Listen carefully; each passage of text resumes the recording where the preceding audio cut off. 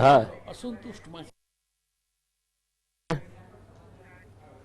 नमस्कार दर्शक मित्रों, आजे આપણે એક સરસ મજાની યોજના વિશે વાત કરવાના છીએ।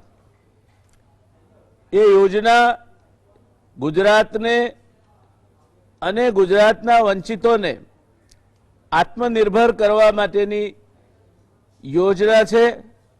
સહકારી બેંકો, ક્રેડિટ સોસાયટી એમના સાથ સહકારથી માત્ર 2% વ્યાજે 10,000 રૂપિયા સુધીનું ધિરાણ, 1 લાખ રૂપિયા સુધીનું ધિરાણ 10 લાખ જેટલા વ્યક્તિને આપવાની આ યોજનામાં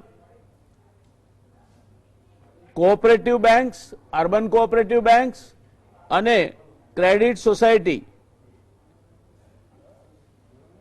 સહભાગી બનવાના છે। ત્યારે આ યોજના અને એના વિવિધ પાસા, જેથી જે ઉદ્દેશ માટે યોજના જાહેર કરવામાં આવી છે તે વધુ સારી રીતે સમજી શકાય,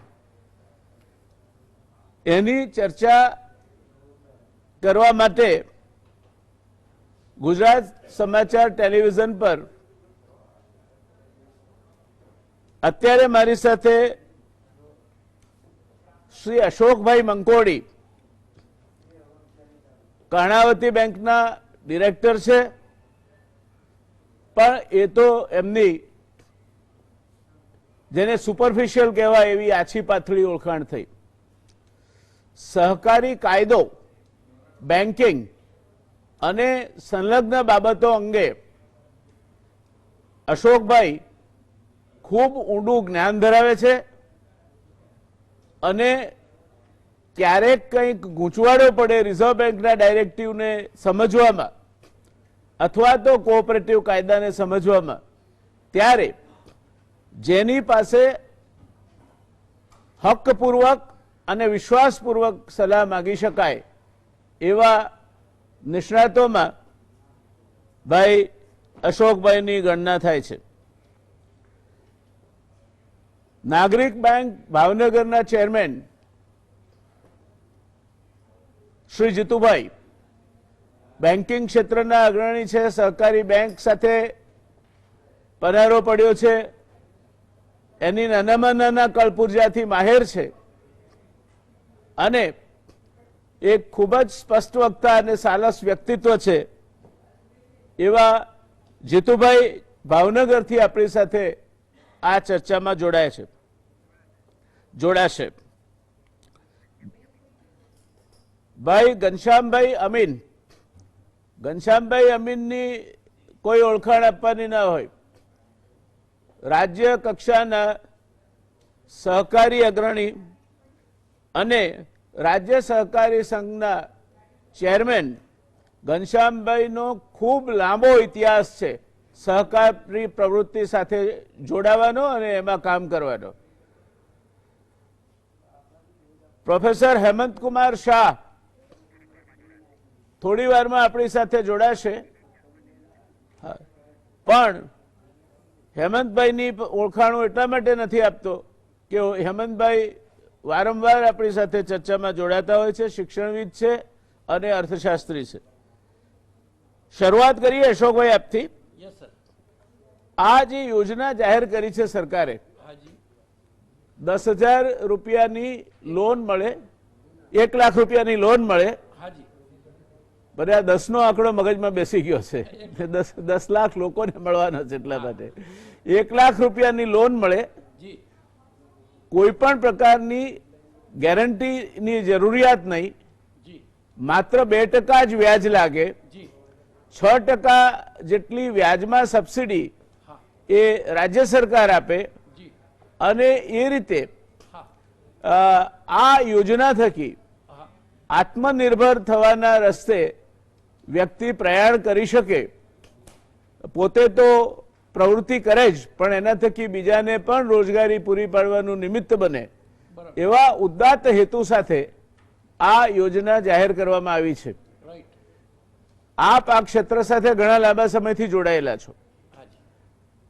પ્રાથમિક દ્રષ્ટિએ આ યોજના અંગે આપનું શું મંતવ્ય છે, આપને શું કહેવું છે?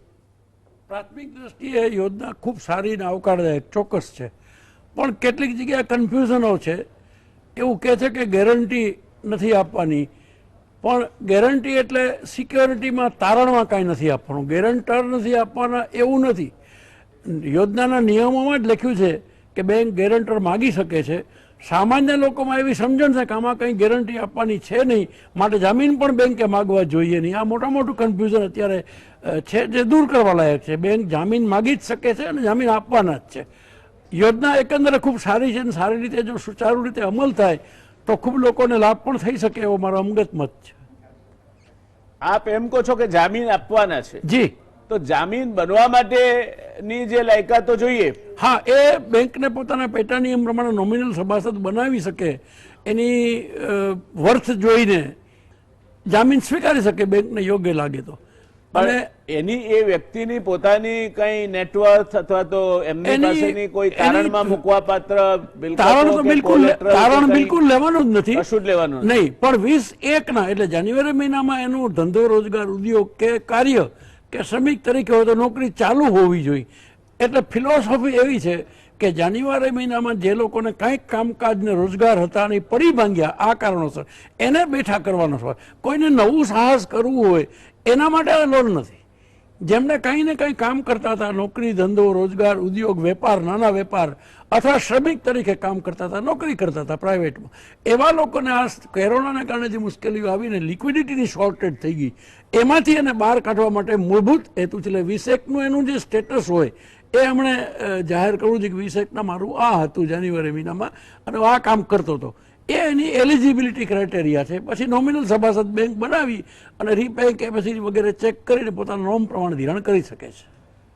સારી વાત કહી આપે. એનો અર્થ એ થયો કે આ પુનઃવસનની યોજના છે. ચોક્કસ. અને 20મી જાન્યુઆરી પછી જે લોકો પડ્યા છે, 1 જાન્યુઆરીથી ગણો, 1 જાન્યુઆરી ગણો તો જાન્યુઆરીથી જે લોકો આ મુશ્કેલીમાં આવ્યા છે તેમના માટેની યોજના, એમના માટે ખાસ ફોકસ છે આ યોજનામાં. એટલે એમાં ડિસ્ક્રિપ્શન છે કે પહેલી પ્રાયોરિટી એમને આપવાની છે કે ના, યોજનાના નિયમોમાં જ એવી જોગવાઈ છે કે જાન્યુઆરી મહિનામાં એનો કંઈ ને કંઈ કામકાજ ચાલતું હોવું જોઈએ. એટલે કે ધન ઉપાર્જનની વ્યવસ્થા એની હોવી જોઈએ. વેપાર રોજગાર ધંધો નોકરી કે શ્રમિક હોય તો કંઈ ને કંઈ કામ નવું આજથી શરૂ કરવું હોય અથવા નવો બિઝનેસ શરૂ કરવો હોય એ આ યોજનાના કાર્યક્ષેત્રની બહાર છે. અચ્છા, એટલે એ જે કરતા હતા એમાં ઉભા થવા માટે, એમાં એને ફરીથી બેઠા થવા માટે. હવે આપણે જામીનની વાત કરી તો પછી આ જે 2 જામીન લાવવાના, જી, એ જામીનની લાયકાત શું હોવી જોઈએ? સામાન્ય રીતે જામીન પ્રમાણિક સારો માણસ, વ્યવસ્થિત અને બેંકને સ્વીકાર્ય હોય, પોતાનું મકાન મિલકત હોય, સ્થાયી હોય, એક જગ્યાએ અમદાવાદમાં કે ગુજરાતમાં ક્યાંય પણ રહેતો હોય અને એની જે કેરેક્ટર પણ સારું હોય અને બેંકને સ્વીકારે લાગે એવો માણસ જામીન થઈ શકે. એટલે આપે કહ્યું કે મકાન મિલકત હોય તો ઠીક, જરૂરી નથી. હા, ઇન ધ ઇવેન્ટ, હા, ધારો કે આ વ્યક્તિ લોન પાછી ભરવામાં નિષ્ફળ જાય, જી, તો જામીન ઉપર શું જવાબદારી આવે? જામીનની જવાબદારી જેટલી લોન લેનારની જવાબદારી છે એટલી જ સરકારી કાયદા પ્રમાણે છે. એટલે કદાચ લોન લેનાર નિષ્ફળ જાય તો જામીન પાસેથી વસૂલ કરવા માટે બેંકને કાયદેસર હક છે જ. પણ એની પાસે વસૂલ કરવા પાત્ર કોઈ મિલકત કે કશું ના હોય તો એ બેંકે એસેસ કરતી વખતે ધ્યાનમાં લેવું જોઈએ કે બેંક વસૂલાત કરવાનો સવાલ આવે તો કેવી રીતે વસૂલાત થઈ શકે. એટલે વર્થફુલ જામીન લેવા યોગ્ય છે. દર્શક મિત્રો, એક વાત સમજી લ્યો કે તમારે 2 જામીન આપવા પડશે. તમે ધંધો કરતા હોવા જોઈએ, એ ધંધામાં બ્રેક પડ્યો હોવો જોઈએ અને એ ધંધો 1 લાખ રૂપિયાની સહાયથી પુનર્જીવિત થઈ શકે તેવો હોવો જોઈએ. ચોક્કસ. અને તમારા એવા 2 મિત્રો હોવા જોઈએ કે જે ઇજ્જત આબરૂદાર હોય અને બેંકને એવું લાગે કે ના અમને જામીન તરીકે લઈશું ને કોઈ કદાચ ન કરે નારાયણને કંઈ આમ તેમ થયું તો આપણા પૈસા ડૂબશે નહીં. આ વાત તમારા મગજમાં બરાબર ફિટ થઈ જવી જોઈએ. એટલે જઈને બેંકમાં ઉભા રહો ને એમ કહો કે મને તો કોઈ જામીન આપવાના નથી ને તમારે મને લોન આપી દેવી, એવું જે તમે સમજ્યા હો તો મંકોડી સાહેબની વાત સાંભળ્યા પછી આ ક્લેરિફિકેશન જરા તમે કરી લેજો. એક વધારે વાત કહું સાહેબ, જી, ઘણી જગ્યાએ એવી ગેરસમજણો આ જે લાઈનો લાગે છે એમાં થાય છે. લોકો એવું સમજે છે કે આ સરકારી યોજના છે ને આપી જ દેવાના છે પૈસા. ખરેખર આ સહાયતા કે કોઈ લાભાર્થી તરીકે લાભ છે એની લોન છે, એટલે વ્યાજ સહિત માણસે પાછા ભરવાના છે એવી સમજણ સાથે જ લેવાના છે. બિલકુલ. એવી ગેરસમજણ છે કે આ તો સરકાર આપે છે માટે લેવાના જ છે ને બધાને દેવાના જ છે. બરાબર. ખરેખર એવું છે નહીં. બરાબર, એટલે આ લોન મેળો નથી ટૂંકમાં. Right sir. જીતુભાઈ, આપની પાસે આવવા માંગીશ. ખૂબ મોટી સંખ્યામાં લોકો ફોર્મ લેવા ઉમટ્યા છે અને જે તે બેંકમાં એ ફોર્મ સબમિટ કરશે, ડિપોઝિટ કરાવશે, ત્યારે એ ફોર્મની ચકાસણી કરવા માટે કેટલો સમય લાગે આપને અને કયા પ્રકારની ચકાસણી કરવામાં આવશે?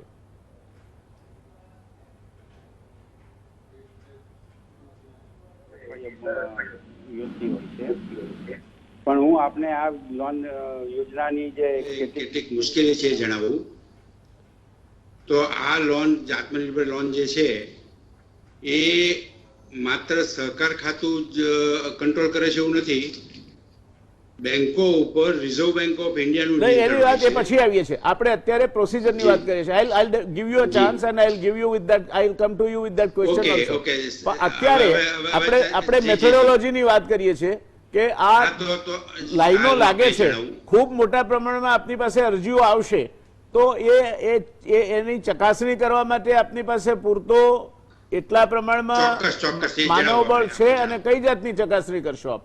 ચોક્કસ. જે ફોર્મ આવે એમાં એ ભાઈએ અગાઉ લોન લીધી છે કે કેમ, બીજી કોઈ પણ બેંકમાંથી કે અમારી જ બેંકમાંથી, અને એનો વ્યવહાર કેવો રહ્યો છે, અને એના જામીનગીરી જે છે એ પણ કોઈ વ્યવહાર ચૂક્યા હોય તો એ બંને જામીનો અને લોન જેને માગણી કરી છે એ ત્રણેય જણના વ્યવહારો કેવા છે, એની મિલકત કેવી છે, એની આવક કેવી છે, એની રીપેઇંગ કેપેસિટી કેવી છે, એ પણ જોવામાં આવે છે. નો ડાઉટ આ અનસિક્યોર લોન છે એટલે એની સ્થાવર મિલકત ન હોય પણ એના ધંધાની આવક કેવી છે, એ હપ્તાની રકમ જે આવશે, જે લોન મંજૂર કરવા પાત્ર થાય, એ હપ્તાની રકમ પોતાનો ઘર ખર્ચ કાઢતા એ ભરી શકે એમ છે કે કેમ, એની પણ અમારા લોન ઓફિસર ચકાસણી કરશે અને એ ચકાસણી થાય પછી એને બોર્ડ મંજૂરી આપશે. દર્શક મિત્રો, કોઈ પણ લોન લેવા જાઓ તો પેબેક કેપેસિટી, તમે એ કઈ રીતે પાછા ભરી શકશો અને તમે જેના માટે લોન લો છો એ લોનમાંથી એટલો નફો તમે કરી શકશો કે તમારા ઘર ખર્ચ કાઢવા બાદ જે વધારાના પૈસા એનાથી આનો હપ્તો ભરાઈ શકાય અને લોન સર્વિસ કરી કહેવાય, એ કરી શકશો કે કેમ એ પણ જોવામાં આવશે બેંકો દ્વારા. આ બીજો મુદ્દો આપણે જીતુભાઈ સાહેબ પાસેથી શીખ્યા. હવે ઘનશ્યામભાઈ, આપની પાસે આવવા માંગીશ. આપ તો બહુ લાંબા સમયથી સહકારી ક્ષેત્ર સાથે રાજ્ય કક્ષાએ અને રાષ્ટ્રીય કક્ષાએ પણ જોડાયેલા છો. સહકારી ક્ષેત્રનું આપને ઊંડું જ્ઞાન છે. શું લાગે છે આપને આ પ્રકારની લોન સહકારી બેંકો આપશે એના કારણે સહકારી બેંકોની પોતાની જે કાર્યક્ષમતા છે એના પર કોઈ અસર પડશે?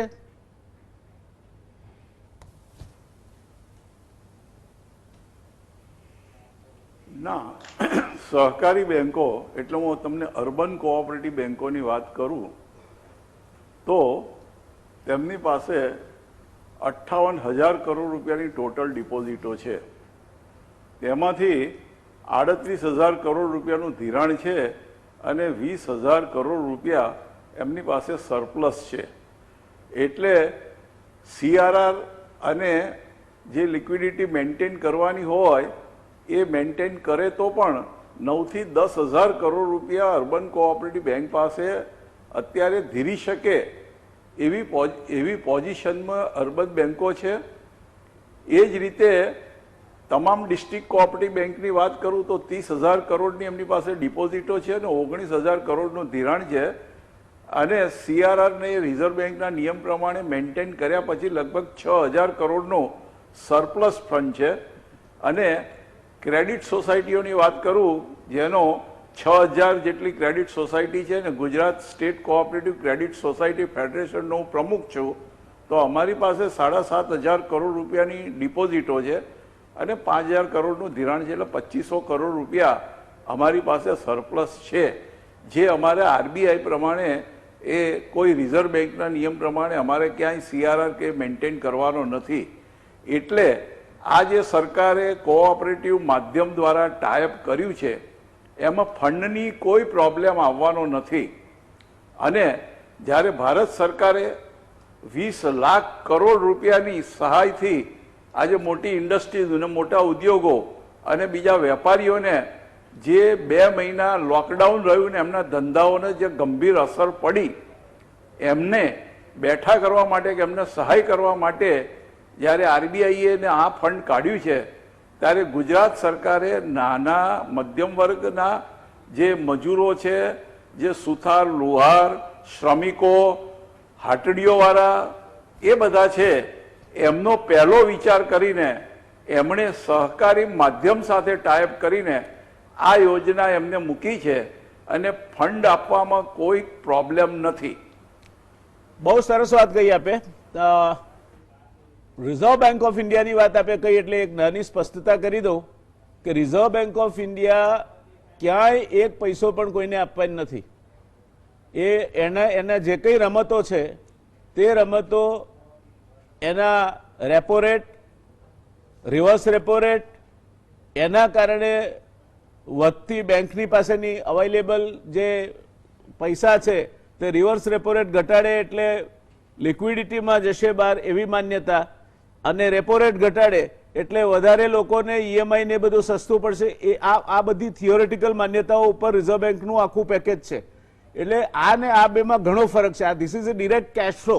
આ તો 10,000 તમે 1 લાખ કરોડ આપવાના છો, એ સીધા બાય વે ઓફ કેશ આપવાના છો. એટલે હું તો આને રિઝર્વ બેંકની જે વાતો છે એના કરતાં પણ વધુ સારી વાત સમજુ છું, કારણ કે કંઈક સીધે સીધું નક્કર અપાવવાનું છે. એટલે આપની વાતની નોંધ લઉં છું.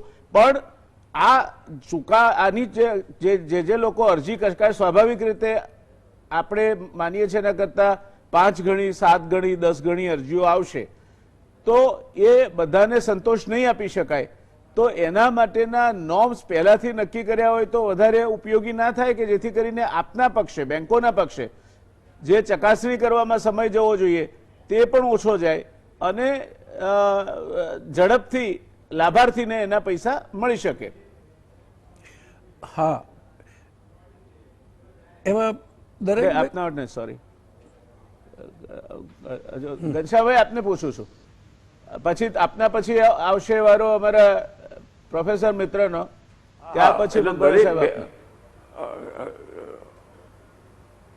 હા, એટલે દરેક બેંકો, દરેક ક્રેડિટ સોસાયટી, દરેક ડિસ્ટ્રિક્ટ બેંકોનું પોતાનું જે સરપ્લસ ભંડોળ છે એમાંથી તેમના બોર્ડ ઓફ ડિરેક્ટર્સમાં કેટલું ધિરાણ આ સ્વનિર્ભય ગુજરાત સહાય પેટે કાઢવું છે એ નક્કી કર્યા પછી એટલી રકમની સ્ક્રુટિની કરીને ધિરાણ કરવાનું છે. એટલે એના નોર્મ્સ નક્કી કરી નાખ્યા હોય કે આટલા આટલા લોકો હશે. આરબીઆઈ ની વાત કરીએ તો હા, ઘનશ્યામભાઈ અત્યારે ઘનશ્યામભાઈ આપણે આ લોન ઝડપથી કઈ રીતે મળે લાભાર્થીને તો નોકરી એના માટેની વાત કરીએ છીએ. એટલે જો તમારી જે અરજી પત્રક છે એમાં તમે એવું નક્કી કરી નાખ્યું કે આટલી આટલી વસ્તુ હશે તો જ અરજી કરવી, તો તમારો જે ભાર છે ઘટી જાય અને લાભાર્થીને ઝડપથી લોન મળે, એવું ના થાય?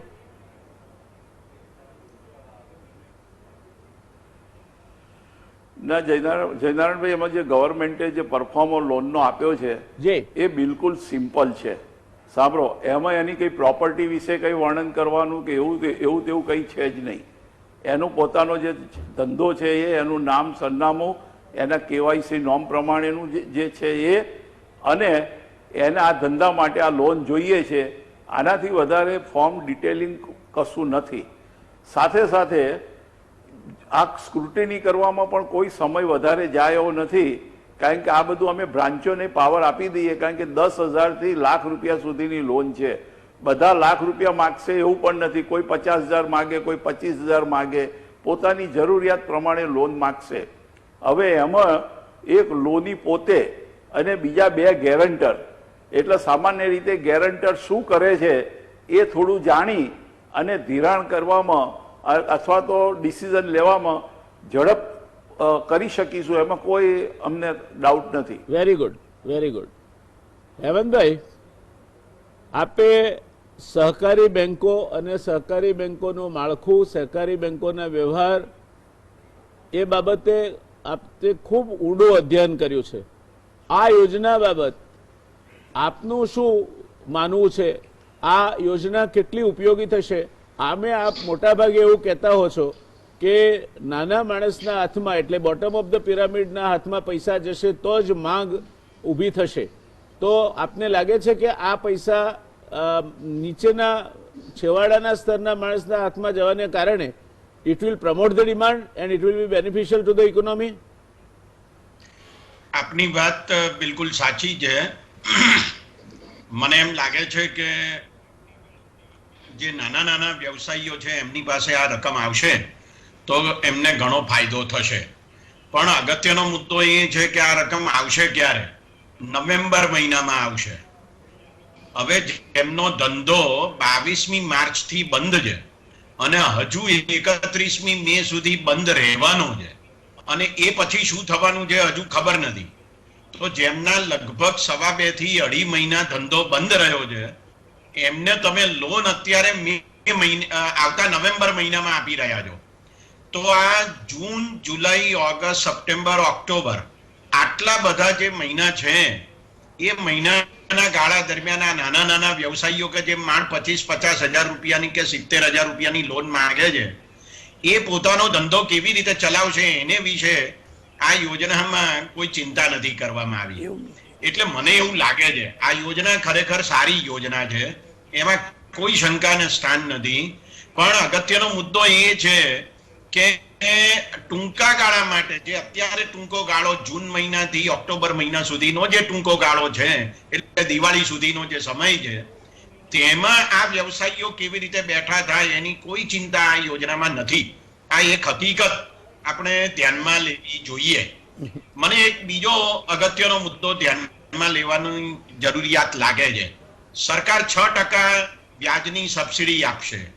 2% જેની પાસેથી લોન લેવાની છે, જેને લોન લેવાની છે એને ભરવાના છે. હવે આ કુલ થયા 8%. મને અત્યારે જે માહિતી પ્રાપ્ત થયેલી છે અમદાવાદ જિલ્લા સહકારી બેંક, બાકીની જિલ્લા સહકારી બેંકોની વિગતો મેળવી નથી શક્યો, એટલો સમય નથી મળ્યો. પણ અમદાવાદ જિલ્લા સહકારી બેંકે જે લોનો આપવાનું આખું માળખું તૈયાર કરેલું છે એમાં એક પણ લોન એવી નથી કે જે 8.5% ઓછા વ્યાજે અપાતી હોય. 8.5% એ પણ માત્ર એક જ લોન અપાય છે અને તે લોન છે મકાન બાંધવા માટે અથવા મકાનનું સમારકામ કરવા માટે. બાકીની બધી લોન છે તે 9% થી શરૂ કરીને 13% સુધીના વ્યાજે અપાય છે. હવે આ બેંકો એ 8% લોન આપી રહી છે તો એનો અર્થ એ થયો કે એમને વ્યાજમાં ખોટ જશે, આ વાત નક્કી છે. હું મારી કોલેજની પ્રાથમિક ધિરાણ સહકારી મંડળીનો પ્રમુખ છું. મને ખબર છે અમારી સહકારી મંડળી અમદાવાદ જિલ્લા સહકારી બેંકની સભ્ય છે અને અમને જ્યારે લોન આપવાની વાત કરે છે ત્યારે 11% એ લોન આપે છે.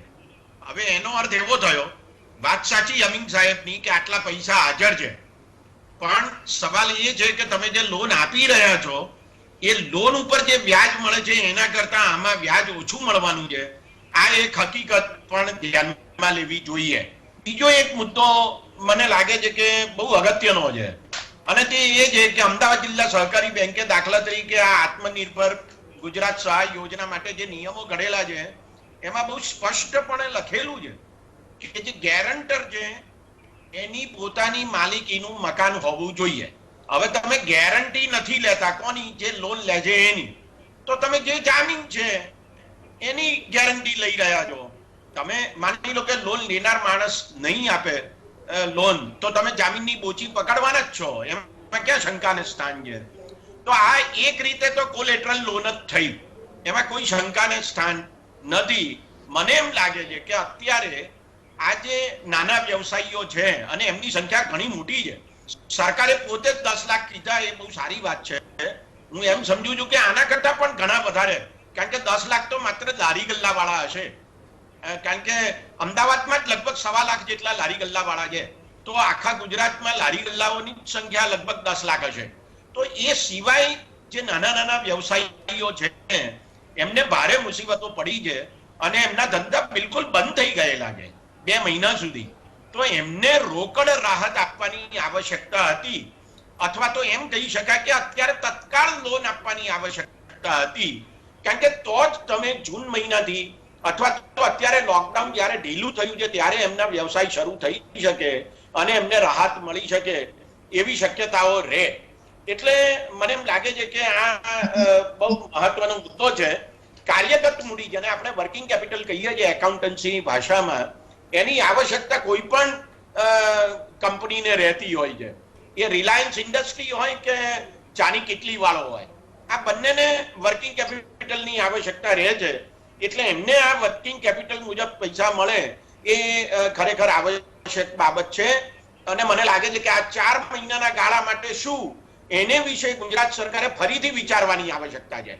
આ યોજના ભલે રહી, સારી યોજના છે, પણ એ ઉપરાંત આ 4 મહિના માટે શું કરવું એને વિશે મને લાગે છે કે વિશેષ વિચારવું જોઈએ. એક બીજો અગત્યનો છેલ્લો મુદ્દો કહી દઉં, અને તે એ છે કે અમિત સાહેબે કીધું કે ઘણા બધા પૈસા અર્બન કોઓપરેટિવ બેંકો પાસે અને જિલ્લા સહકારી બેંકો પાસે છે. હવે જો આંકડા જુઓ તો ખ્યાલ આવે છે કે જિલ્લા સહકારી બેંકોની લગભગ 986 કરોડ રૂપિયાની મુદત વીતી લોન છે. એનો અર્થ એવો થયો કે લોન આપેલી છે, પરત આવવાની મુદત વીતી ગઈ છે અને લોન પાછી આવતી નથી. એવી જ રીતે પ્રાથમિક ધિરાણ મંડળીઓનો ને માટે આવી જ મુદત વીતી લોન એ લગભગ 2370 કરોડ રૂપિયા જેટલી છે. હવે જ્યારે તમે ઓછા વ્યાજમાં ખાધ ખાઈને લોન આપી રહ્યા છો ત્યારે તમારે માટે એ ચિંતાનો વિષય છે કે કેમ, એ વિષય પણ વિચારવો જોઈએ. આટલા મુદ્દાઓ અત્યારે મને લાગે છે કે ઘણા મહત્વના છે. આભાર હેમંતભાઈ. મંકોડી સાહેબ, આપની પાસે આવવા માંગીશ. જી સર. 2 મુદ્દા છે મારા મનમાં. એક તો હેમંતભાઈએ કયો મુદ્દો પણ આપ આવરી લેજો. જી. પણ મૂળ આ આખી યોજનામાં હા 2% વ્યાજનો ફાયદો તો જ મળે જો હપ્તો ભરવામાં ચૂક ન થાય. હા જો હપ્તો ભરવામાં ચૂક થાય હા તો એ રાજ્ય સરકારની ઇન્ટરેસ્ટ સબસિડી મળતી બંધ થઈ જાય. રાઈટ. હવે હપ્તો ભરવામાં ચૂક થાય એનો અર્થ એ કે એ પેલો માણસ એટલું નથી પેદા કરી શક્યો અને પડતા ઉપર પાટું બાકીનું બંધ થઈ જાય. ધેટ મીન્સ ઇન્સ્ટન્ટલી એ વ્યક્તિ માંદગીના બિછાને છે એને પછી ગંગાજળ આપવાનું જ રહે, એ પછી બેઠો ના થઈ શકે. તો આવી પરિસ્થિતિમાં રાજ્ય સરકારે આ યોજના કરી છે, બેંકોએ વેલ મિનિંગ પૈસા આપ્યા છે. અરે બેંકોની અપેક્ષા, banks are in the business of landing money, એમનો ધંધો છે પૈસા આપવાનો, તો એના પૈસાની સલામતીનું શું? Good question sir. એક બે બાબત હું કહું. પહેલી વાત એ કે છેક નવેમ્બરમાં જ પૈસા આપવાના છે એવું નથી. હું જે સમજ્યો છું એ પ્રમાણે સર્ક્યુલરમાં એવું નહીં કહ્યું કે નવેમ્બર સુધીમાં ડિસબર્સમેન્ટ, એટલે કાલે મંજૂર થાય તો કાલે ન અપાય એવી કોઈ બંધન છે નહીં મારી સમજ પ્રમાણે. That is number 1.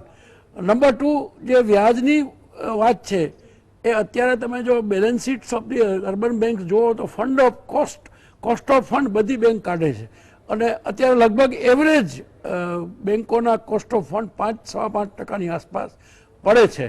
તો કોસ્ટ ઓફ ફંડથી તો વધારે વ્યાજની આવક બેંક કરે જ છે, એટલે કદાચ પ્રોફિટ નહીં થાય તો લોસ તો નહીં જ થાય. નંબર 1. સર્ક્યુલરના 13 નંબરના મુદ્દા પર એવું લખ્યું છે કે રાજ્ય સરકાર વન ટાઈમ 2% સબસિડી આપશે, ઇન્સેન્ટિવ આપવાની છે. So that should take the care of the administrative expenses of the bank. એ રાજ્ય સરકારના ગેઝેટમાં છે કે જે ટોટલ ધિરાણ બેંક કરશે એના આઉટસ્ટેન્ડિંગના 2% વન ટાઈમ ઇન્સેન્ટિવ રાજ્ય સરકાર આપશે. That is beyond the interest subsidy. So it will take care of the fund cost plus administrative cost. તો હું નથી માનતો કે બેંકને લોસ કરવાની ક્યાંય જગ્યા બચી હોય. નંબર 1. નંબર 2, નવેમ્બર સુધીમાં ડિસબર્સમેન્ટ કરવાનું છે એટલે નવેમ્બર સુધી પહેલા કરી દેવાનું. એટલે જે 3 મહિના છે એમાં ના આપવા એવી કોઈ મનાઈ છે નહીં. એ આઉટસાઇડ લિમિટ છે. એ outside, that is the highest limit કે નવેમ્બર સુધીમાં કરી આપો. પછી આપણે જે કહ્યું કે વ્યાજ ન ભરે તો અત્યારે સરકાર એવું વિચારી શકે છે કે વ્યાજ ન ભરે તો પણ સબસિડી આપવી, અથવા તો 3 વર્ષમાં પહેલા 2 વર્ષ વ્યાજ ન ભરે તો પણ આપીને પછીના વર્ષમાં માગું, એવું જો મોડિફિકેશન કરે તો એ સૂચન ખૂબ વ્યાજબી અને આવકાર્ય એ થાય. વાત આપણે બહુ સરસ કહી, પણ આપણે તો અત્યારે જે રાજ્ય સરકારની યોજના છે એની ચર્ચા કરી રહ્યા છે, અને આ યોજનાનું મોટામાં મોટું ભયસ્થાન મને એ લાગે છે, જી અને જે પ્રકારનું જેટલું એકમ નાનું જી એટલી એની જે બાહરી પરિબળો સામે ઉભા રહેવાની ક્ષમતા ઓછી. ઓછી.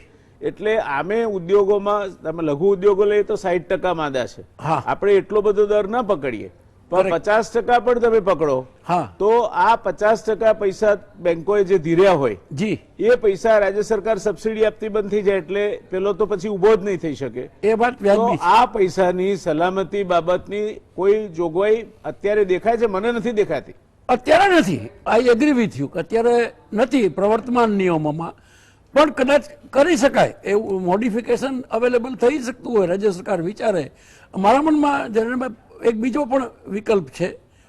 સાહેબે જે ઓવરડ્યુઝનું કહ્યું, એનપીએનું આપે કહ્યું 60%, જો જેવી રીતે ઇન્ડસ્ટ્રીયલ ફાઇનાન્સ આપણે કરીએ છીએ લઘુ ઉદ્યોગ વગેરેને, એને જીઆઈડીસી એટલે credit guarantee corporation of India DICGC A insurance નીચે કવર કરે છે કે કોઈ પણ સંજોગોમાં બેંકની બધી પ્રક્રિયા પૂરી થયા પછી પણ જો ઉદ્યોગના પૈસા ના આવે તો ઇન્સ્યોરન્સ કવર મારફતે ઇન્ડસ્ટ્રીયલ કોર્પોરેશન સીડીબી જેવા એ આપે છે. રાજ્ય સરકાર આવી એક કોઈ ગ્રુપ ઇન્સ્યોરન્સ યોજના જો દાખલ કરે કે જેમાં બેંકોના પડે. બધા પ્રયત્ન પૂરા થઈ ગયા પછી પણ પૈસા વધે બેંકના, તો આ કોમન ગ્રુપ ઇન્સ્યોરન્સ મારફતે એ પૈસા ચૂકવાઈ જાય તો હું માનું ત્યાં સુધી બેંકોને ઓવરડ્યુ થવાનો કે એનપીએ થવાનો ભય ઓછો થઈ જાય. અત્યારે એ યોજનામાં જોગવાઈ નથી, પણ this can be done. Jitubhai, એક વાત તો સ્પષ્ટ બની કે અત્યારે આ યોજના જે છે જે રીતે છે એમાં ક્યાંક ને ક્યાંક લગભગ અડધો-અડધ રકમ કે એથી વધારે રકમ બેડ ડેટ્સ થઈ જાય તે પ્રકારની પૂરી શક્યતાઓ છે. કારણ કે એક વખતે એક હપ્તો ચૂક્યો, રાજ્ય સરકાર બહાર નીકળી ગઈ, પછી એ માણસનો અતોપતો અને એ માણસ પૈસા ભરે તે શક્યતાઓ લગભગ નીલ થઈ જશે. એટલે આપ એ બાબતમાં પણ પ્રકાશ પાડો, અને આપ રિઝર્વ બેંક ઓફ ઇન્ડિયા વિશે કોઈ મુદ્દો આપણે ચર્ચા શરૂ કરી ત્યારે કહેવા માંગતા હતા, તો એ મુદ્દા વિશે પણ આપને જે કંઈ વાત હોય તે આપ હવે મૂકી શકો છો.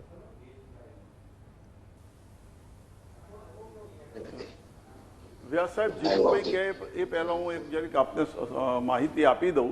ગઈકાલે રજિસ્ટ્રારે ડિક્લેર કરી દીધું છે કે એનપીએ થશે તો પણ અમે સબસિડી આપીશું. એ સુધારો ગઈકાલે આવી ગયો છે. Good good. ચાલો, એક ચિંતા ટળી. હવે આપ રિઝર્વ બેંકનું કંઈ કહેતા હતા તેની વાત કરીએ. હા,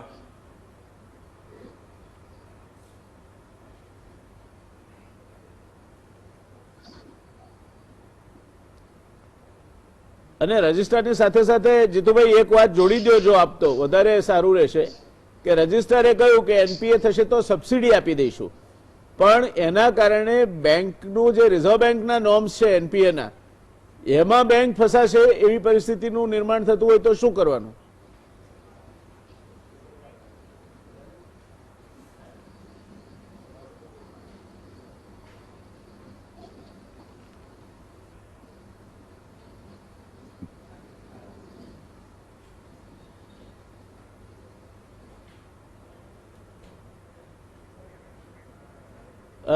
મને લાગે છે જીતુભાઈ સાથેનો સંપર્ક તૂટ્યો છે હાલ પૂરતો. હેમંતભાઈ, હું આપને પૂછું છું એ જ પ્રશ્ન, કારણ કે આપનો આ વિષયમાં અભ્યાસ છે કે રજિસ્ટ્રારે તો જાહેર કરી દીધું કે એનપીએ થશે તો પણ રાજ્ય સરકાર સબસિડી આપશે. એ વ્યવહારો રાજ્ય સરકારના પોતાના હક પહોંચતા વ્યવહારો છે, પણ એનપીએ તો રિઝર્વ બેંકની વ્યાખ્યા પ્રમાણે થવાનું. તો એ એનપીએ થાય અને એના કારણે સહકારી બેંક પોતે રિઝર્વ બેંકના જે એનપીએના નોર્મ્સ છે એને વટાવી જાય તો શું પરિસ્થિતિ થાય? તો એનો અર્થ એવો થાય કે જે જિલ્લા સહકારી બેંકો છે એમની પરિસ્થિતિ વધારે બગડે છે.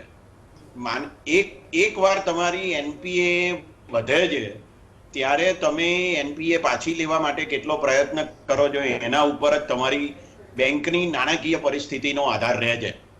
10 લાખ લોકોને લોન આપવાની છે અને 1 લાખ રૂપિયાની વધુમાં વધુ લોન આપવાની છે, એટલે કુલ રકમ 10,000 કરોડ રૂપિયાની થઈ. હવે એમાંથી આપણે એમ માનીએ કે 6-7 હજાર કરોડ રૂપિયાની લોન પણ જો નાના નાના વ્યવસાયીઓએ લીધી, 25,000 50,000 એમ પણ ગણીએ તો સરેરાશ માની લો કે 60-1,000 રૂપિયાની લોન થાય તો 6-7 હજાર કરોડ રૂપિયાની લોન થઈ. અને જો એ 10 લાખ લોકોને મળે તો એટલી રકમ માંથી માની લો કે 2,000 કરોડ રૂપિયાની એનપીએ થઈ ગઈ. તો શું ગુજરાત સરકાર આટલી મોટી સબસિડી આપવા તૈયાર છે ખરી? આ મને લાગે છે કે બહુ મોટો મુદ્દો છે. અને ગુજરાત સરકારના બજેટમાં જો 2,000 કરોડ રૂપિયાનું એડજસ્ટમેન્ટ થઈ શકતું હોય અત્યારે, અથવા તો એ 2 વર્ષ પછી થઈ શકતું હોય જ્યારે એનપીએ થાય ત્યારે, તો એના કરતા વધારે સારો રસ્તો એ છે કે અત્યારે જ તમે આ જે નાના વ્યવસાયીઓ છે એમને રોકડ રકમની સહાય કરો. તો મને લાગે છે કે આ આખો મુદ્દો વધારે પડતો પેચીદો છે. આપણે માનીએ છીએ એટલો સરળ મને દેખાતો નથી. અને એક બીજો મુદ્દો પણ મારે ધ્યાનમાં લેવા જેવો લાગે છે મને, અને તે એ છે કે જ્યારે એમએસએમઈસ માટે પેકેજની જાહેરાત થઈ, ભારત સરકારના નાણાં પ્રધાને કરી, ત્યારે એમણે એવું કીધેલું કે અમે 45 લાખ એકમોને 3 લાખ કરોડ રૂપિયાની લોન આપીશું અને સરકાર એની ગેરંટી આપશે. તો આ જે 1 લાખ રૂપિયાની લોન આપવામાં આવી રહી છે, 1 લાખ રૂપિયા સુધીની, એમાં શા માટે ગુજરાત સરકાર ગેરંટી નથી આપતી? આ મોટો મહત્વનો મુદ્દો છે. કારણ કે હેમંતભાઈ 1 મિનિટ, હું જસ્ટ 1 સેકન્ડ આપને રોકવા માંગીશ. એ જે 3 લાખ કરોડની 3,000 કરોડની લોનની વાત કરો છો ને આપ, એ તો આનાથી વધારે વિચિત્ર છે. તમારી જે વર્કિંગ કેપિટલ હોય, તમે એની લિમિટ હોય, તમે ડિફોલ્ટિંગ ના કર્યું હોય તો એ લિમિટ 20% વધારી આપવાની વાત છે. એટલે એ તો આના કરતા વધારે કોમ્પ્લિકેટેડ યોજના છે ભારત સરકાર. મારો મુદ્દો એ છે સાહેબ કે 25,000 કે 50,000 રૂપિયાની લોન મારે માની લો કે આ યોજના હેઠળ જોઈતી હોય અને મારે કોઈકને જામીન બનાવવા છે, તો આજકાલ નાના જે વ્યવસાયીઓ છે ને એ જામીન એમની પાસે બનાવશે કે જેમની પાસેથી એ 5-50 હજાર રૂપિયાની લોન લે છે અને એમને 5-10% નહીં પણ 20%, 25%, 100%, 200% વ્યાજ ચૂકવે છે. એટલે જામીન જે આપશે ને એ એની પાસેથી થોડા પૈસા લઈ લે છે. આ હિડન સિસ્ટમ છે ઓફ ઇન્ટરેસ્ટની. આ એક હકીકત છે, કોઈ શંકાને સ્થાન નથી. તમે ભાડે ચલાવતા રિક્ષાવાળાઓ અથવા 25-50 હજારની લારી શાકભાજી વેચનારાઓ નો જે આવો અનઓર્ગેનાઇઝ મની માર્કેટ નો રેટ ઓફ ઇન્ટરેસ્ટ છે ને, એ કલ્પના બહારનો છે, એમાં કોઈ શંકાને સ્થાન નથી.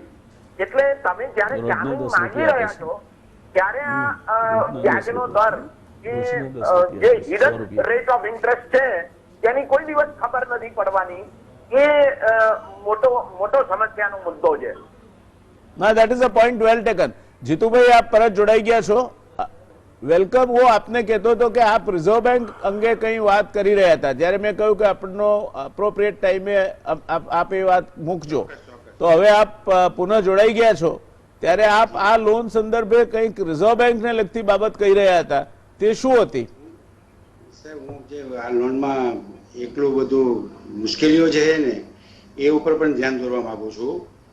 ગુજરાતમાં 217 જેટલી સહકારી બેંકો શહેરી વિભાગમાં છે અને 36 લાખ સભાસદો છે, 58,000 કરોડનું ડિપોઝિટ છે. પરંતુ મારે ધ્યાન એ દોરવાનું છે કે માત્ર સહકાર ખાતું નહીં પણ reserve bank of India A controlling authority છે અને રિઝર્વ બેંક ઓફ ઇન્ડિયાના જે ડાયરેક્શન્સ હોય, તો ગુજરાતમાં એવી કેટલી બેંકો છે કે જેને અમારી બેંક સહિત એવા ડાયરેક્શન છે કે તમે અનસિક્યોર લોન આપી શકતા નથી. અને Gujarat urban cooperative bank federation છે, જેનો હું પોતે પણ ડાયરેક્ટર છું, એને પોતે સૂચનાઓ આપી છે કે રિઝર્વ બેંક ઓફ ઇન્ડિયા જે સૂચના આપે એનું પાલન કરવું જોઈએ. એટલે કેટલીક બેંકો એવી છે, 150 જેટલી બેંકો તો સાહેબ એવી છે કે જે નાની ને મધ્યમ વર્ગની છે. જેમ નાના મધ્યમ વર્ગના લોકોનો ખ્યાલ રાખવાનો છે, કેટલીક બેંકો એવી છે કે જેની એક જ શાખા છે, કેટલીક બેંકો એવી છે કે જેને 20 કરોડ કરતાં ઓછી ડિપોઝિટ છે. તો આ બધી મુશ્કેલીઓ અને મર્યાદા વચ્ચે હું એક સાહેબ દાખલો આપું. ગઈકાલે અમારી બેંકમાં ભાવનગર અને બોટાદ જિલ્લાની 8 નાગરિક સહકારી બેંકોની મીટિંગ મળી આઠમાં અમારી 2 બેંક જે છે અમારી અને સિહોરની, એ તો રિઝર્વ બેંકના નિયંત્રણમાં હતી, એના ડાયરેક્શન હતા કે તમે આપી શકો નહીં. પણ બાકીની 6 બેંકોના ચેરમેન ને હોદ્દેદારોની પણ જે રિપેઇંગ કેપેસિટી અને આ પૈસા પાછા આવશે કે નહીં એ જ ચિંતા હતી અને આપવામાં હિચકિચાટ અનુભવતા હતા. અને કોઈ સંજોગોમાં અમારી મહિલા નાગરિક સહકારી બેંક છે એ કે અમારા સભ્યો 700 રૂપિયાનો હપ્તો પણ ભરી નથી શકતા, તો આની ગેરંટી કોણ લે છે? કેપેસિટી નથી, એને મુશ્કેલી ખૂબ પડે. તો આ બધી મર્યાદાઓ છે. અને રિઝર્વ બેંકમાં બીજો એક નિયમ છે કે 20%થી વધારે નોમિનલ સભ્યો જે હોય એ લઈ શકાતા નથી.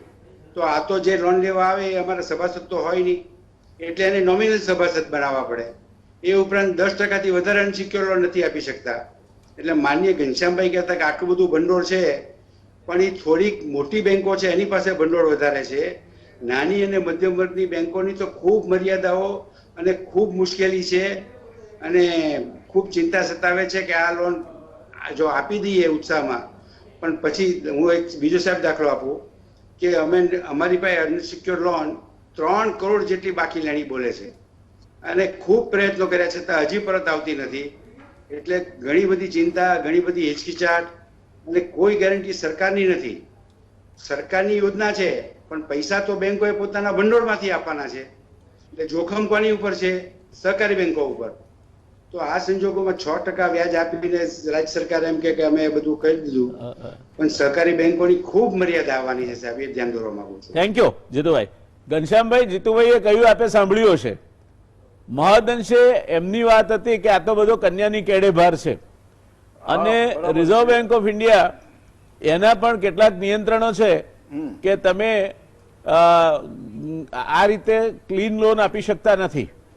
તો આ પરિસ્થિતિમાં આવનાર સમયમાં જ્યારે આ લોનનું અમલીકરણ અને ડિસ્બર્સમેન્ટના તબક્કે આવશે ત્યારે એક મુદ્દો કે કોઈ મુશ્કેલી આપ જુઓ છો? અને બીજું કે જો આ લોન આપવામાં રાજ્ય સરકારે કાં તો રીફાઇનાન્સ અથવા તો ક્રેડિટ ગેરંટીની રીતે ઇન્સ્યોરન્સ, બેમાંથી કોઈ ઉપાય રાખ્યો હોત તો બેંકોને આ લોન કાચી પડવાના પ્રશ્નો રહેત નહીં. આ બાબતે આપને શું કહેવું છે?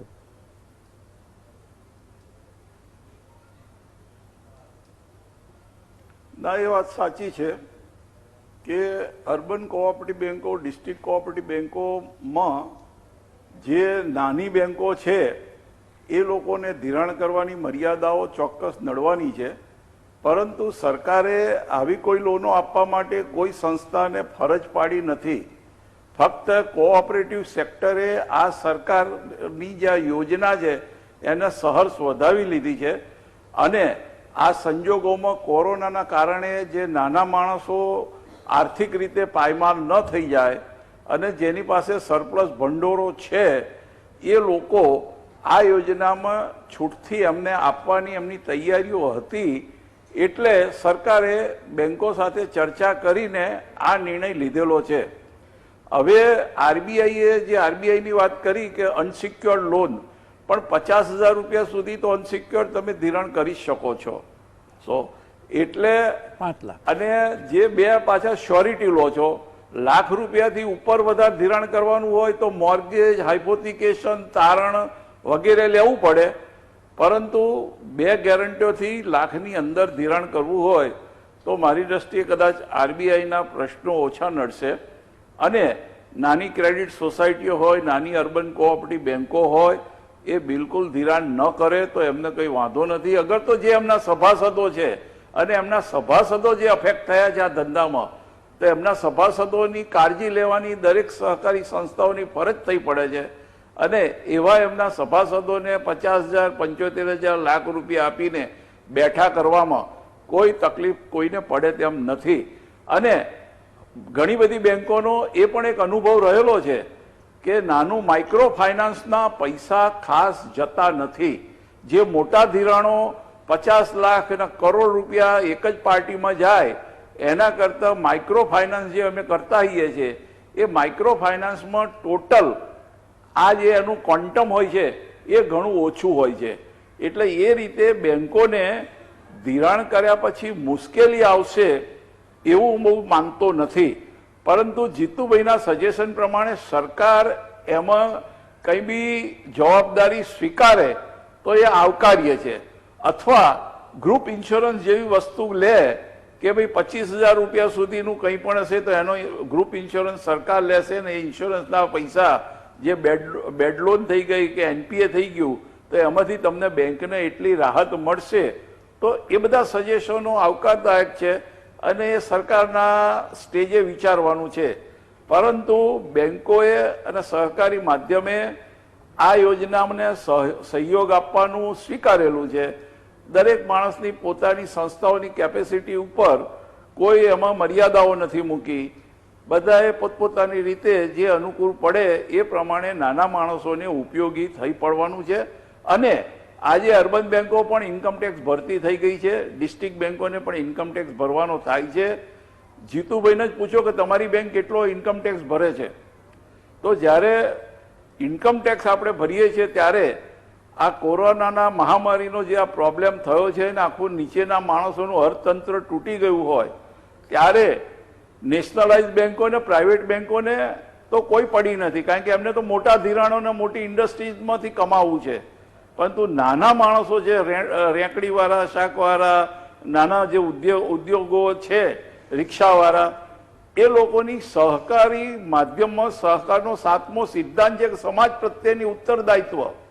એટલે અમારે ઉત્તરદાયિત્વ પૂરું કરવાનું છે. જ્યારે સરકારે આ યોજના કરી છે અને સહકારનો સાથ માંગ્યો છે ત્યારે આ ધિરાણ કરવામાં અમને કોઈ પ્રોબ્લેમ આવશે નહીં એવું હું માનું છું. સરસ વાત કહી ઘનશ્યામભાઈ આપે.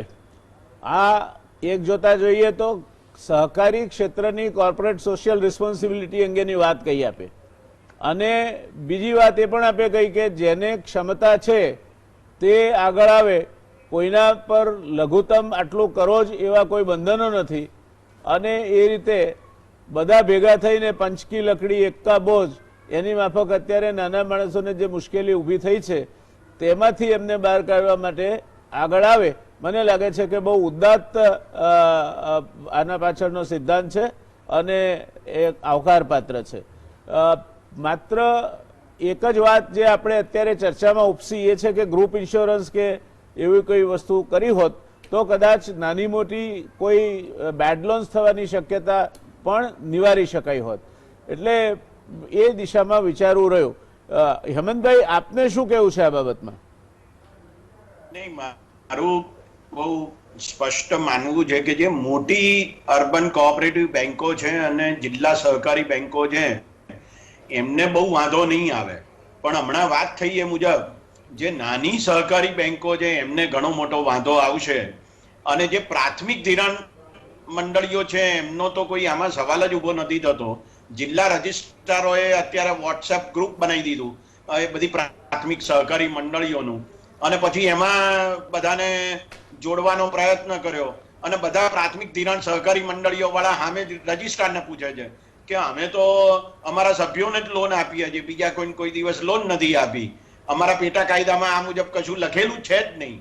તો આ જે સમસ્યાઓ ઊભી થઈ છે એ સમસ્યાઓ અને ગૂંચવાડાનો ઉકેલ બહુ ઝડપથી લાવવો જરૂરી છે. અને શક્ય તેટલી વધારે મને તો જે 16મી મેનો જે ગુજરાત સરકારનો ઠરાવ છે કૃષિ વિભાગનો, સહકાર વિભાગનો, એમાં તો બહુ સ્પષ્ટપણે લખેલું છે કે 31મી ઓક્ટોબર સુધીમાં ચકાસણી કરવાની છે અને 15મી નવેમ્બર સુધીમાં લોનનું વિતરણ કરવાનું છે. એટલે 1 નવેમ્બર થી 15 નવેમ્બર સુધીમાં લોન આપવાની છે. એ પહેલા લોન આપવાની છે એવું આમાંથી ફલિત નથી થતું. એવું જો થતું હોય તો બહુ સારી વાત છે કે હું આજે લોન માટે અરજી કરું છું અને મને 2 દિવસમાં લોન મળી જાય છે તો બહુ સારી વાત છે. પણ એવું થવું જોઈએ જો ખરેખર એવો એનો અર્થ નીકળતો હોય તો. મારું માનવું એવું છે કે એવો અર્થ એમાંથી નીકળતો નથી. એટલે આ બેટા તું મોટો થાત અને પરણાઈશું એવા પ્રકારની એક પરિસ્થિતિ ઊભી થાય છે.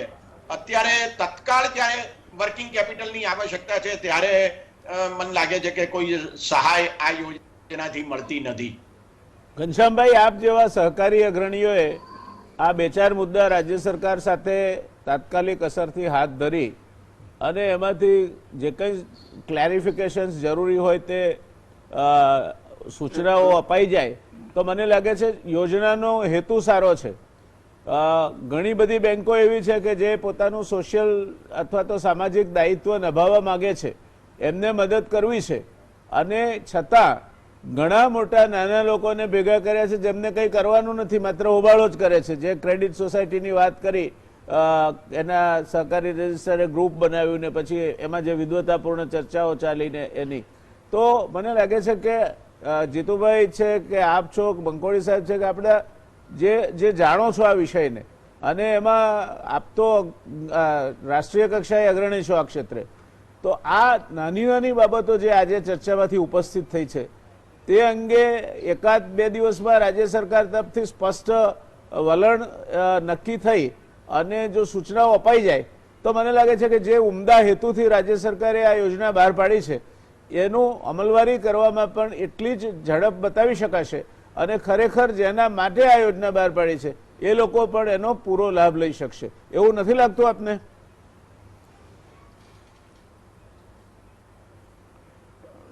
વ્યાસ સાહેબ, આપની વાત બહુ સાચી છે. અમે રજિસ્ટ્રાર સાથેના કોન્ટેક્ટમાં છીએ, સહકાર મંત્રી સાથેના પણ કોન્ટેક્ટમાં છીએ. સરકારને લોન વહેલી આપવામાં આવે તો સરકારને કોઈ વાંધો નથી હોતો, પરંતુ જે ડિપાર્ટમેન્ટ તરફથી જે એમના પરફોર્મા બહાર નીકળ્યા છે એમાં આવી તારીખો લખી છે.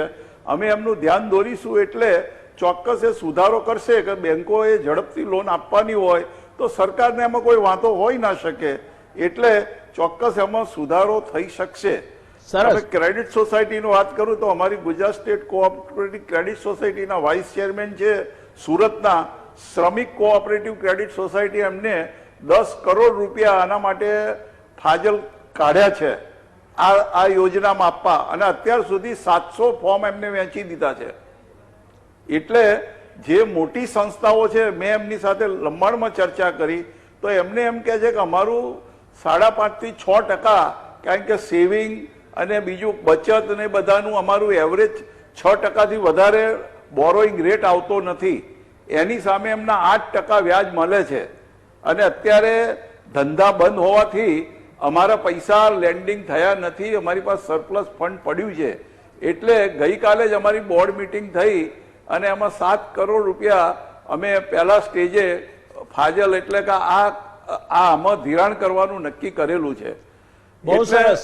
ધિરાણ તો ક્રેડિટ સોસાયટીઓથી માંડી, અર્બન બેંકોથી માંડી, ડિસ્ટ્રિક્ટ બેંકો પણ કરશે.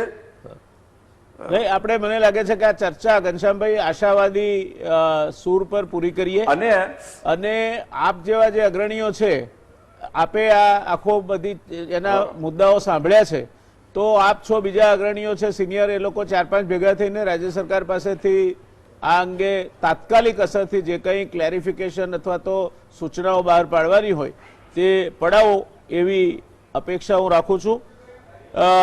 ઘનશ્યામભાઈ, આપે ખૂબ સરસ મુદ્દાઓ ઉપસ્થિત કર્યા, ચર્ચામાં ભાગ લીધો. જીતુભાઈ, આપ અમારી સાથે જોડાયા. અશોકભાઈ અહીંયા સ્ટુડિયોમાં મારી સાથે મોજૂદ છે, અને હેમંતભાઈ, આપે પણ આપના અનુભવમાંથી ખૂબ ઉપયોગી સૂચનો કર્યા. આપ ચારે મિત્રોનો ખૂબ ખૂબ આભાર. આ ચર્ચાને આપણે અહીંયા વિરામ આપીશું. ધન્યવાદ દર્શક મિત્રો. શુભરાત્રી.